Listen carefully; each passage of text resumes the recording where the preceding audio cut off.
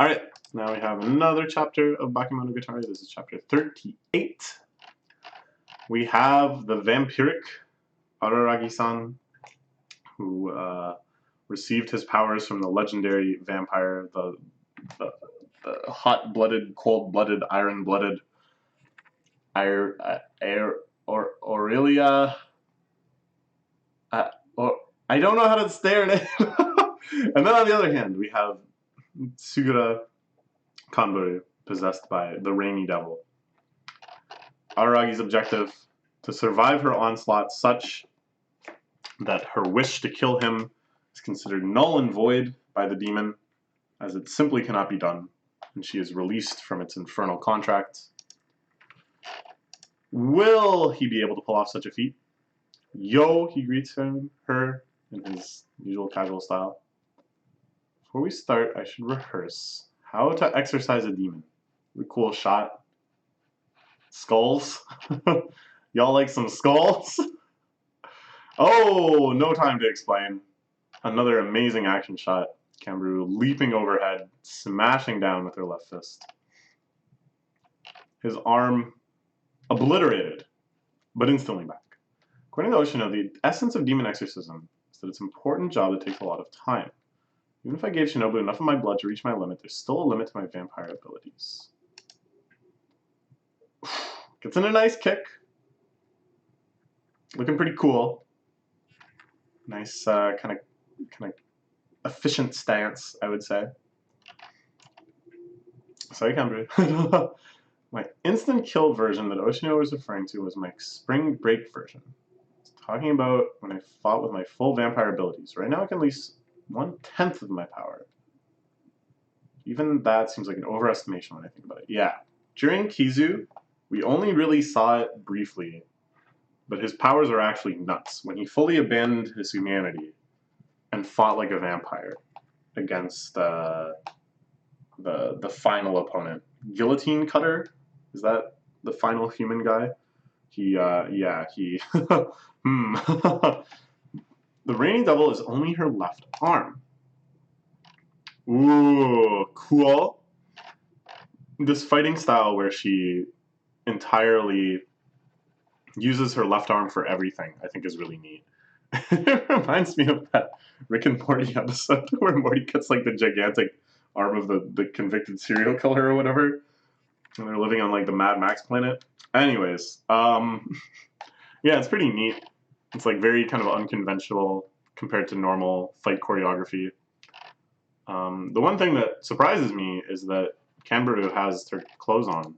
Before she was naked underneath the rain jacket. I guess it was just too difficult to get away with drawing all of this. If she really was that naked. It's being weighed down by a single human body. Yeah. So you can see it's left arm doing all the work. Here, skittering across the ground like Master Hand. Propelling her body through the air. Rainy Devil is a scrub! No, I don't want no scrubs. Scrub is more like a familiar to me. Hanging out the left-hand side of her human host ride, trying to smile at me. These are references to the TLC song No Scrubs, by the way. You know that song? I don't want no scrubs. Scrub is a guy who can't get no love from me. Hanging at the passenger side of his best friend's ride, trying to holler at me. I think it's holler at me, or is it smile at me? Trying to smile at me. Anyways, I love TLC. If I had control of her whole body, I would have no chance right now. Under these conditions, I should be 100% fine. I should have declared be it 120 or 140% fine. He's Guyan. Ooh, so he knows. He probably knew the whole time. That's our Missy's mom's maiden name. Looks like it's your problem now. Danish devils are pretty hard. Okay, so I don't know how thick this was laid on in like the original light novels. But now with the manga coming out so late into the series' life, and all of this stuff being kind of laid out more specifically and explicitly, yeah, Kanburu's mom is a big deal. someone whom Oshino is quite familiar with, which is why she had that monkey's paw in her matriarchal lineage already. And then Oshino here looks like it's your problem now. Not just this rainy devil situation with Kambaru, but kind of like this whole contact with the Gaian family. He's like, well, it looks like I'm not going to be involved in solving this. That's fine with me. Because any sort of repercussions coming down with her aunt, with any other surviving family members, with her matriarchal grandmother, who may be in the picture, we don't know. He's like, pop, pop, pop. And I think even this idea of the bandaged devil, like, of course, I'm just going based on this translation, so I wouldn't know for sure.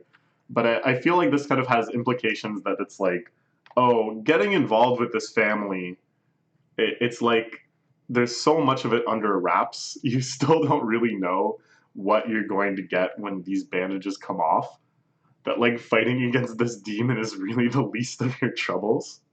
Oh, ooh, what wonderful foreshadowing. Or in this case, because it's the manga, it's kind of like back foreshadowing. And I'm not really sure how much of this was in the light novel. I mean, I read the light novel, but I don't really remember. At any rate, I'm quite into this.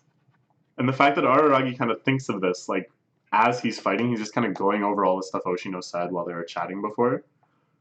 And then this kind of sticks out for him still. Gain.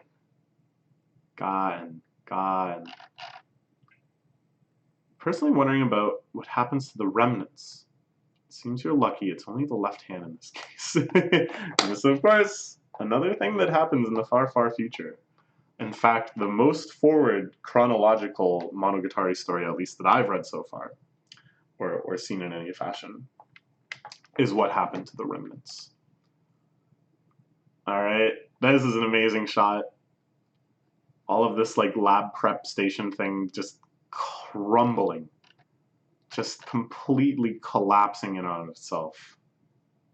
Crumpling inwards. Crashing. Because it's only in the left arm, Kambaru managed to suppress the demon, granting her subconscious wish. Her true wish. Get rid of my existence. It seems... Sanjigahara-senpai. Huh? Oh, man. I don't know if her arm was bursting and veiny like that before. But it's good of Araragi to remember these clues. That when he mentioned that someone in his class that has very good grades, her mind didn't go to Hanekawa, a national level scholar, but to Senjogahara, who has good grades, but not on that tier. Kambaru knew. Rumors about Senjogahara and I dating. The rumors she didn't want to believe were true, were confirmed before her very eyes. Monkey's Paw grants wishes in a way the owner doesn't want it to. That's the way that's phrased must be an important point for Kambaru. The explanation says she did not attack me because she wanted to. That's right. It absolves her of that guilt. Kambaru was emotionally exploited by the demon. But Oshino never said that. In fact, he absolutely hates that kind of naive thinking. That's right. So here this is Araragi's thoughts, kind of once again absolving Kambaru. That even though... So it's pretty interesting, right? The kind of layers to this. We'll take a second and break them down. Kambaru thinks that her attacking is based on the monkey's paw granting wishes in a way she doesn't want, right? So she thinks, therefore, this proves that I'm actually a good person because I didn't want them to be attacked. This is the way that it's solved in the wrong way. Then Oshino comes along and says, no. Wouldn't that just be a little too convenient? This isn't the monkey's paw. It just kind of looks like it. You wanted them to be attacked. This was your deep subconscious desire. You wanted them to be attacked, and so you made this wish knowing that it would be carried out in a way that you didn't want, thus probably being some sort of violent retribution. So then Araragi, thinking about it further, says, okay, like, sure, maybe this is the case, but in the end, Kambaru still did it because she wanted to believe that she didn't want to attack them, right? She still wanted to be absolved of that. And it was that wish to not feel guilty that this demonic entity exploited this kind of gap and was able to worm itself in there and emotionally exploit her and use her as this sort of attacking vassal so that it can wreak havoc. And Araragi is once again sympathetic to Kanbaru, thinking about it this way. But he's totally right in thinking that Oshino would never ever frame it that way. That Oshino, yeah. People must tell you you're nice a lot, aside from me. Don't want people to say those generic, empty words to me over and over again. Oh, you're so cool! Oh my god, Araragi is so cool. He's like genuinely so cool, I think. Just, what a thing to say. Alright, and then we got a shot of Kanbaru knocked into the debris. You're misunderstanding me, Oshino. This is not kindness, it's more underhanded scheming. Malicious regret. I'm getting rid of Kanbaru's abnormality. The result, first, I'll save my life, and of course I'll help Kanbaru. May sound like I'm trying to play on her gratitude. If I do this, Kanbaru will probably listen to my wish. That would be her wish too. It's basically to get her to make up with Senjogahara.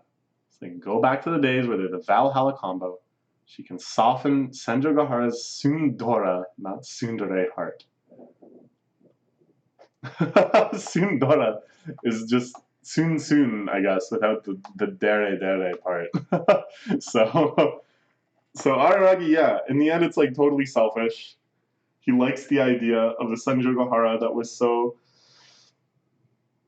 kind and compassionate to her kohai, and wants to get them back to that state, such that he can get a little more lovey-dovey with her too, right? So this is something very common in the Monogatari arcs, is that Araragi kind of ends up in this sort of heroic position, and he's always kind of arguing from this like moral stance. But then, and of course this is a major theme, you think about what's in the back of his mind.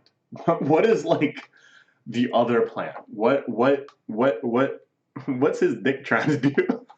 And you think back to the beginning of this arc where he's at the Senjogahara study session, and he's just like paralyzed with the idea that he should be trying to make a move, that something romantic should happen, that opportunity might exist, and that they're both just so inexperienced and so kind of alienated from themselves that nothing can happen. And that all of this could just be to try to overcome that barrier.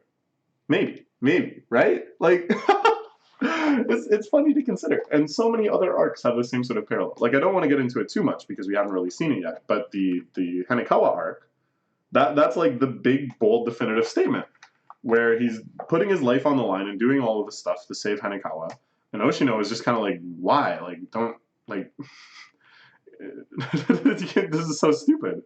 And Araragi is basically just like, have you seen her? It's a big-breasted girl in underwear with cat ears running around the city. Like, I'm a teenage boy. Like, how am I supposed to not do something about this?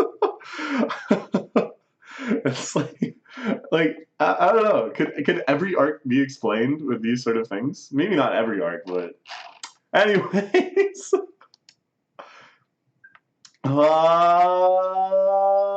See? See? This is what he wants. This is quite the outfit he's imagined. And here's the full tsundere. He just wants to find that dere place. Oh my god. Alright. Alright. Ah, yeah.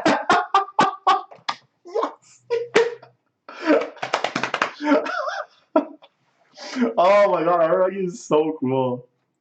Whenever he like makes these really stoic, determined faces, and like some of the times it doesn't even show what he's saying or seeing or thinking, but like you know. Ah, yeah. Really, I can't imagine that girl having such a generic reaction.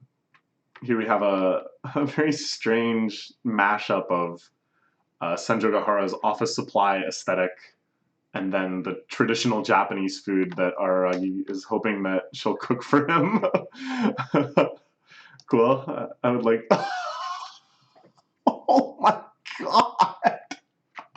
See, I don't mind this. I'm not one for like gore and body horror and stuff, but this is just so comical. And the timing is like so perfect that when you think about like what's happening here is Araragi like getting a slight upper hand in the fight and then immediately like fantasizing about the dinner that Senjo Gahara will cook for him as a result of all of this, which is like 5 or 6 steps away from this part of the plan.